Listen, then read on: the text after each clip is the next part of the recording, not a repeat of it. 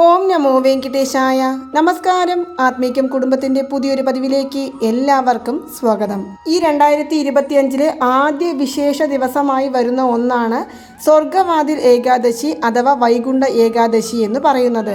ഓരോ മനുഷ്യ ജീവിതത്തിലും അനേകായിരം പാപഫലങ്ങളിലൂടെയാണ് കടന്നു പോകുന്നത്. ആ പാപങ്ങളെ മുഴുവൻ ഇല്ലാതാക്കി തീർക്കുവാനും നമ്മുടെ ജീവിതം നാരായണനിൽ സമർപ്പിച്ച് പ്രാർത്ഥിക്കുവാനും ചെയ്യേണ്ട അത്യുത്തമമായ ഒരു ഏകാദശി വ്രതമാണ് ഈ വൈകുണ്ഠ ഏകാദശി വ്രതം എന്ന് പറയുന്നത്. പക്ഷെ നമ്മളിൽ പലർക്കും ഏകാദശി വ്രതം അനുഷ്ഠിക്കുവാൻ സാധിക്കില്ല. കാരണം പലതായിരിക്കും. എങ്കിലും ഏകാദശി വ്രതം അനുഷ്ഠിക്കണമെന്ന് വളരെയധികം ആഗ്രഹമുണ്ട്. പക്ഷെ ഞങ്ങൾക്ക് അതിന് സാധിക്കുന്നില്ല. ഞങ്ങൾ എങ്ങനെയാണ് വഴിപാട് ചെയ്യേണ്ടത് എന്ന് ചോദിക്കുന്നവർക്കായിട്ടുള്ള ഒരു മറുപടിയാണ് ഈ വീഡിയോ. സാധ്യമായ അവസരങ്ങളിലെല്ലാം തന്നെ നമ്മൾ ഭഗവാന്റെ മന്ത്രം ജപിച്ചുകൊണ്ടിരിക്കുക അല്ലെങ്കിൽ നാമം ജപിച്ചുകൊണ്ടിരിക്കുക എന്നത് മാത്രമാണ് ഇതിനൊരു പരിഹാരമാർഗം. നാരായണീയം, വിഷ്ണു സഹസ്രനാമ ജപം, ഭാഗവതം, അതുപോലെ തന്നെ വിഷ്ണു അഷ്ടോത്തരം എന്നിവയെല്ലാം ഈ ദിവസത്തിൽ പാരായണം ചെയ്യുന്നത് സവിശേഷ ഫലമാണ്. മാത്രമല്ല സർവേശകാരകനായ വ്യാഴം നമ്മുടെ ജാതകപ്രകാരവും നമ്മുടെ ജീവിതത്തിലും അനുകൂലമാകാനും നമുക്ക് ഈ മന്ത്രം ജപിക്കാമെന്നാണ് പറയുന്നത്. നമ്മൾ വ്രതം അനുഷ്ഠിച്ചാലും അതല്ലെങ്കിലും നമ്മൾ സാധാരണ വെള്ളിയാഴ്ച പൂജകൾ വീടുകളിൽ ചെയ്യുന്നത് പതിവാണ്. അങ്ങനെ ആകുമ്പോൾ ഈ വെള്ളിയാഴ്ച, അതായത് 10-ാം തീയതി എന്ന് പറയുന്നത് സ്വർഗവാതിൽ ഏകാദശി ദിവസമാണ്. ഈ ദിവസത്തിൽ നമ്മൾ മഹാലക്ഷ്മി ദേവിയെ വഴിപാട് ചെയ്യുന്നത് പോലെ തന്നെ നമ്മുടെ ഭഗവാന്റെ പടത്തിനും അലങ്കാരം ചെയ്ത് നെയ്ദീപം തെളിയിച്ച് പ്രാർത്ഥിക്കാവുന്നതാണ്. ഇനി എപ്പോഴാണ് നമ്മൾ ഈ പ്രാർത്ഥനകളെല്ലാം ചെയ്യേണ്ടത് എന്നാൽ ഏറ്റവും ഉത്തമമായ സമയം എന്ന് പറയുന്നത് രാവിലെ 4 മണി മുതൽക്ക് 5:15 വരെയുള്ള സമയത്താണ്. ഈ സമയത്തിനുള്ളിൽ നിങ്ങൾ ഭഗവാന്റെ മുൻപിൽ നെയ്ദീപം തെളിയിച്ച് തുളസിമാല ചാർത്തി ഏതു കാര്യങ്ങൾ ആവശ്യപ്പെട്ടാലും ഭഗവാൻ അത് നിറവേറ്റി തരുന്നതായിരിക്കും. മാത്രമല്ല ഞാൻ ഇവിടെ പറയുവാൻ പോകുന്ന ഈ ഒരു മന്ത്രം കൂടി നിങ്ങൾ ജപിക്കുക. രാവിലെ എഴുന്നേറ്റ് കുളി കഴിഞ്ഞ് നമ്മൾ നമ്മുടെ പൂജാമുറിയിൽ ദീപം തെളിയിക്കുമ്പോൾ നമ്മുടെ മനസ്സ് മുഴുവൻ ഭഗവാനിൽ സമർപ്പിച്ചുകൊണ്ടായിരിക്കണം നമ്മൾ ദീപം തെളിയിച്ച് പ്രാർത്ഥിക്കേണ്ടത്. മറിച്ച് നമുക്ക് അനേകായിരം പ്രശ്നങ്ങൾ ഉണ്ടാകും. ആ പ്രശ്നങ്ങളെല്ലാം നമ്മുടെ മനസ്സിലൂടെ കടന്നു പോവുകയാണെങ്കിൽ നമുക്ക് ഭഗവാനെക്കുറിച്ചുള്ള ചിന്തകൾ വരില്ല. അതുകൊണ്ടാണ് ഞാൻ പറയുന്നത് ഭഗവാനിൽ നമ്മൾ പൂർണ്ണമായും സമർപ്പിച്ചുകൊണ്ട് നമ്മൾ ഇതുപോലുള്ള പ്രാർത്ഥനകളും മന്ത്രജപങ്ങളും ചൊല്ലാനായിട്ട് ശ്രമിക്കുക. നിങ്ങളുടെ ഏത് പ്രശ്നങ്ങളാണോ തീർന്നു കിട്ടേണ്ടത് ആ പ്രശ്നങ്ങൾ ആദ്യം തന്നെ നമ്മൾ ഭഗവാന്റെ മുൻപിലേക്ക് സമർപ്പിക്കുക.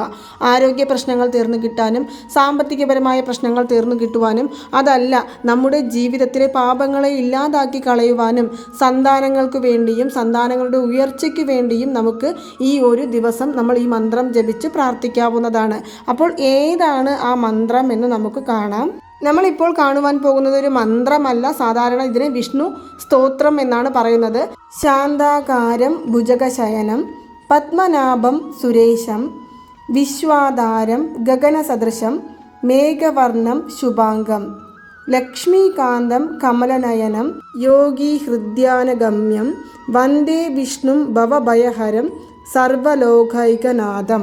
ശാന്തസ്വരൂപനും ആദിശേഷന്റെ പുറത്ത് ശയിക്കുന്നവനും മാത്രമല്ല ദേവന്മാരുടെ ദേവൻ എന്നറിയപ്പെടുന്നതും കൂടാതെ തന്നെ ഈ ലോകത്തിന് തന്നെ ആധാരമായിട്ടുള്ള, മാത്രമല്ല മേഘം മഴ വർഷിക്കുന്നത് പോലെ എല്ലാവരിലും അനുഗ്രഹം ചൊരിയുന്നതും കൂടാതെ സുന്ദര രൂപനുമായ ലക്ഷ്മീ ദേവിയുടെ പ്രിയപ്പെട്ടവനുമായ ഭഗവാനെ നമ്മൾ നമസ്കരിക്കുന്നു, നമ്മൾ വന്ദിക്കുന്നു എന്നാണ് ഈ ഒരു മന്ത്രത്തിലൂടെ അർത്ഥമാക്കുന്നത്. നമുക്ക് നിത്യേന വിഷ്ണു സഹസ്രനാമം ചൊല്ലാൻ സാധിച്ചില്ല എങ്കിലും കൂടി നിങ്ങൾക്ക് ഈ ഒരു മന്ത്രം ജപിച്ചാൽ മാത്രം മതിയാകുന്നതാണ്. അതും പ്രധാനമായി നമുക്ക് വൈകുണ്ഠ ഏകാദശി ദിവസത്തിൽ അതിരാവിലെ കുളി കഴിഞ്ഞ് പൂജാമുറിയിൽ നെയ്ദീപം തെളിയിച്ച് ഭഗവാന്റെ മുൻപിലിരുന്ന് ഈ ഒരു പ്രാർത്ഥന ചൊല്ലിയാൽ നമ്മുടെ ജീവിതത്തിലെ എത്ര വലിയ ആഗ്രഹങ്ങളും നടന്നു കിട്ടും. കൂടാതെ നമ്മളോടൊപ്പം തന്നെ എന്നും മഹാവിഷ്ണു ഉണ്ടാകുമെന്നുമാണ് നമ്മൾ ഈ മന്ത്രം ജപിക്കുന്നതിലൂടെ മനസ്സിലാക്കേണ്ടത്. ഇനി എത്ര തവണയാണ് ഇത് ചൊല്ലേണ്ടതെന്നാൽ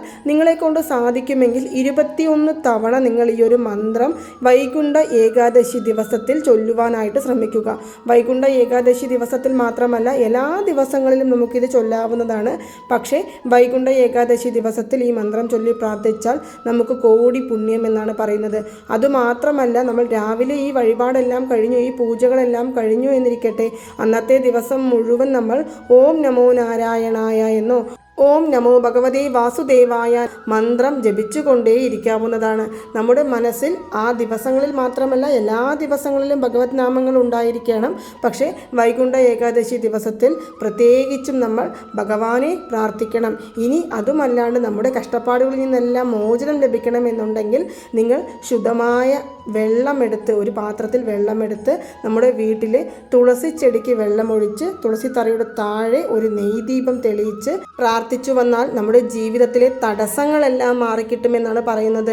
ഭാര്യ ഭർത്താക്കന്മാർ തമ്മിലുള്ള പ്രശ്നങ്ങൾ, അതുപോലെ തന്നെ മക്കൾ പറഞ്ഞാൽ അനുസരിക്കുന്നില്ല എന്നുള്ള ആ സങ്കടങ്ങൾ, അതുപോലെ തന്നെ ആവശ്യത്തിന് വരുമാനം ഇല്ല എന്നുള്ള വിഷമങ്ങൾ, കൂടാതെ തന്നെ സാമ്പത്തികപരമായ ബുദ്ധിമുട്ടുകൾ എന്നിങ്ങനെ എല്ലാ വിധത്തിലുള്ള പ്രശ്നങ്ങളെയും മാറ്റിയെടുക്കുവാൻ നിങ്ങൾക്ക് ഈ ഒരു ചെറിയ വഴിപാടിലൂടെ സാധിക്കുന്നതായിരിക്കും.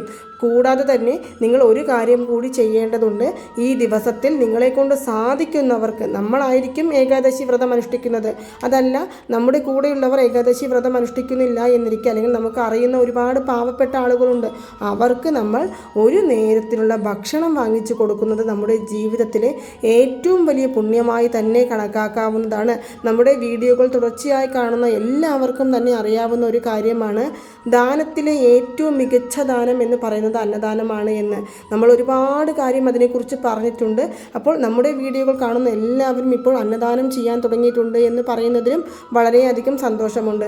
കാരണം ജീവിതത്തിലെ കർമ്മപാപ ഫലങ്ങൾ നമ്മളെ വേട്ടയാടിക്കൊണ്ടിരിക്കുമ്പോൾ നമുക്ക് ആ കർമ്മങ്ങളിൽ നിന്നെല്ലാം മോചനം നേടണമെന്നുണ്ടെങ്കിൽ ഭഗവാന്റെ അനുഗ്രഹം ആവശ്യമാണ്.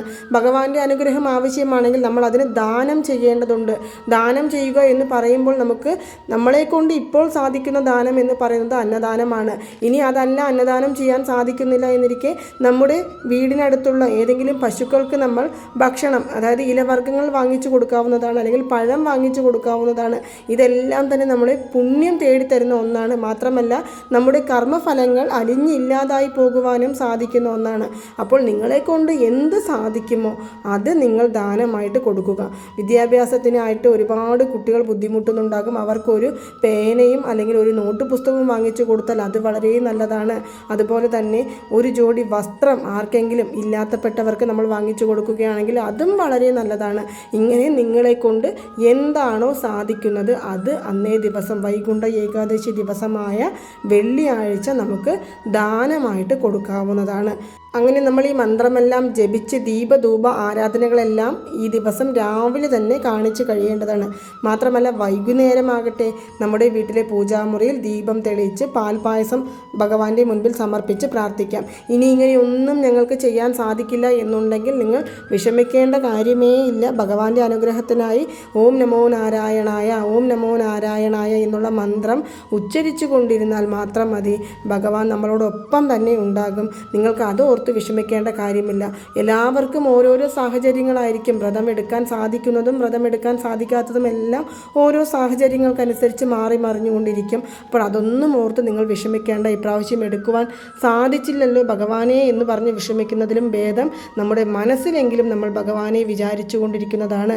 ഭഗവാനെക്കുറിച്ചുള്ള ചിന്തകൾ നമ്മുടെ മനസ്സിലുണ്ടെങ്കിൽ തന്നെ നമ്മൾ എത്ര വലിയ പ്രശ്നങ്ങളിൽ പെട്ട് കിടക്കുകയാണെങ്കിലും ആ പ്രശ്നങ്ങളുടെ കെട്ടുകളെല്ലാം താനേ ചുരുളഴിയുന്നത് നമുക്ക് കാണുവാൻ സാധിക്കുന്നതായിരിക്കും. അപ്പോൾ നിങ്ങളെല്ലാവരും തന്നെ സാധിക്കുമെങ്കിൽ വൈകുണ്ഠ ഏകാദശി വ്രതം അനുഷ്ഠിക്കുക. ഭഗവാന്റെ അനുഗ്രഹത്തിനായി നമ്മൾ അനുഷ്ഠിക്കേണ്ട ഏറ്റവും പ്രധാനപ്പെട്ട വ്രതങ്ങളിലൊന്നായ ഈ വൈകുണ്ഠ ഏകാദശി നിങ്ങളുടെ ജീവിതത്തിൽ ഒരു മാറ്റം കൊണ്ടുവരുന്നതായിരിക്കും. അപ്പോൾ നിങ്ങൾക്ക് എല്ലാവർക്കും ഈ ഒരു വീഡിയോ ഇഷ്ടമായി കാണുമെന്ന് വിശ്വസിക്കുന്നു. ഈ വീഡിയോ ഇഷ്ടമായാൽ മറ്റുള്ളവരിലേക്കും കൂടി എത്തിക്കാൻ ശ്രമിക്കുക. നന്ദി, നമസ്കാരം.